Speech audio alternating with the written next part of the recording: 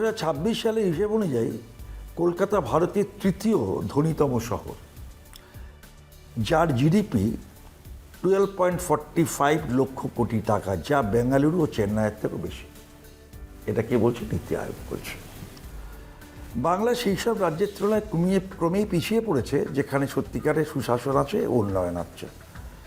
কি বলছে? দেশের রাজ্যগুলির মধ্যে, এটা নীতি আয়োগ বলছে, দেশের রাজ্যগুলির মধ্যে পশ্চিমবঙ্গের অর্থনীতি ষষ্ঠ বৃহত্তম, যা বিজেপি শাসিত দিল্লি, রাজস্থান, মধ্যপ্রদেশ, হরিয়ানার থেকে এগিয়ে।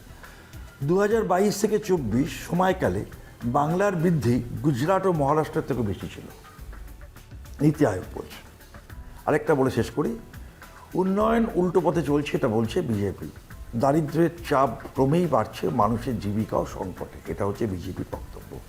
আর নীতি আয়োগের তথ্য অনুযায়ী সাস্টেনেবল ডেভেলপমেন্ট গোলস বা এসডিজি ইন্ডেক্স অনুযায়ী 2020-21 থেকে 2023-24 মধ্যে বাংলার উন্নয়নের হার দেশের সর্বাধিক ছিল। 1 থেকে 8 স্কেলে সর্বোচ্চ হচ্ছে 8। বাংলার দারিদ্র্যের সূচক জাতীয় গড়ের নিচে এবং একাধিক বিজেপি শাসিত রাজ্যের তুলনায় কম।